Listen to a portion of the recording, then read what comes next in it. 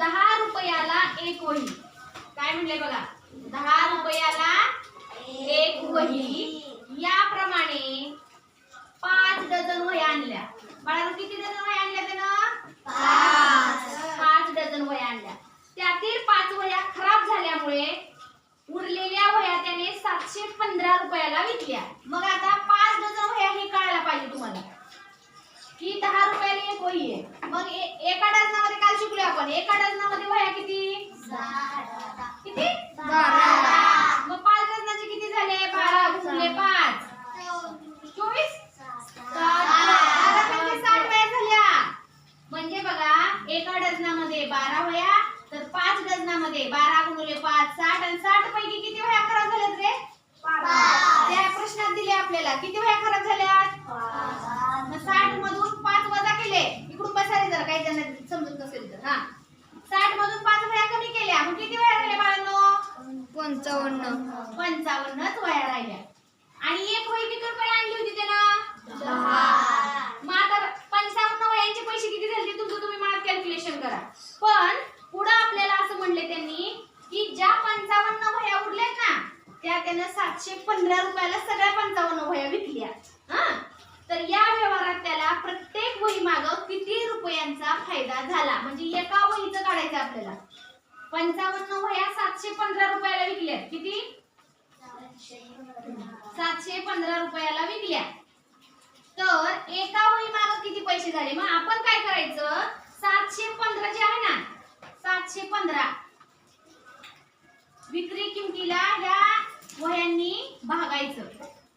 हे लक्षात आलं पाहिजे. इथं विक्री किंमत किती आहे? 715 आणि टोटल वह्या किती आहे? 55. 55 भागिले 715 करा थोडक्यात. 55 एके 55 करू आपण. बघा मला 55चा पाढा जमतोय का? करा वाजा बाकी. 11तून 5 गेले का?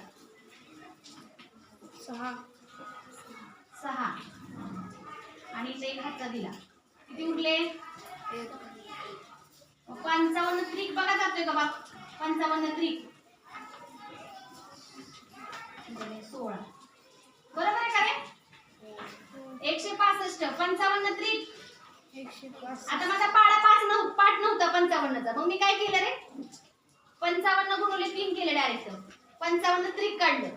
किती आलं 55 त्रिक? 165 आलं. आणि 55 त्रिक 165 इथं भाग गेलाय, 0 आली बाकी. म्हणजे उत्तर किती आलं बघा? 13. किती आलं? 13. मग इथं पुढे काय विचारले त्यांनी की एका वही मागे त्याचा किती रुपयाचा फायदा झाला. मग सुरुवातीलाच आपल्याला सांगितलंय एक वही मॅडम त्यानं 10 रुपयाला आणली होती. पहिल्यांदाच दिल्या प्रश्नाच्या सुरुवातीला. तुम्हाला प्रश्न बारकाईने वाचता आला पाहिजे. एक वही जर त्यानं 10 रुपयाला आणली आणि आता आपण हे सगळं कॅल्क्युलेशन करून विक्रीच्या किमतीनुसार आपल्याला कळलं की त्याने एक वही 13 रुपयाला विकली. आणि त्याने एक वही कितीला आणली होती? 10. मग एका वहीची किंमत आपण काढली विकलेली किती आली? 13. मग 13 वजा जर 10 केला आपण तर किती उत्तर आलं? 3. किती आलं? 3. म्हणजेच एका वही मागे त्याला किती रुपये मिळाले? 3. बरोबर आहे का? तर मग बघा पर्याय वाचा. आता पर्याय वाचा त्या प्रश्नाचे. 13 3 115 आणि 12. मग एका वही मागे त्याला किती फायदा झाला हे पर्यायातला कुठला पर्याय आले आपलं उत्तर? 3 उत्तर आलेलं आहे. 3 हे उत्तर कुठल्या पर्यायात आहे? म्हणून पर्याय क्रमांक म्हणजे डायरेक्ट नुसतं पर्यायाला गोल रंगवायचे का? 2 बरोबर आहे म्हणून 2 ला गोल केला, 3 बरोबर आहे म्हणून 3 ला गोल केला, असं शिकायचंय का?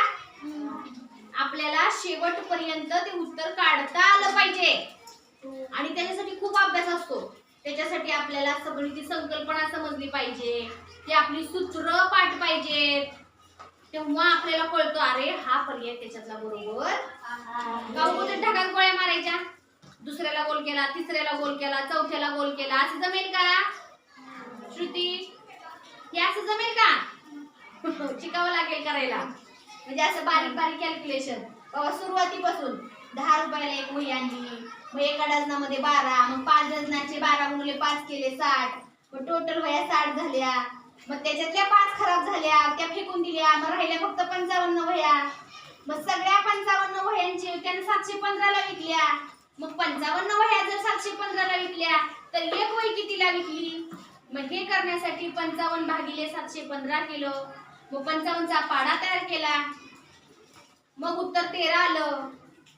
त्याच्यावरनं कळलं की एक वही 13 रुपयाला विकली. बघा अथर्वचं लक्ष आहे का? त्याच्यावरनं आपल्याला कळलं की 13 रुपयाला एक वही विकली.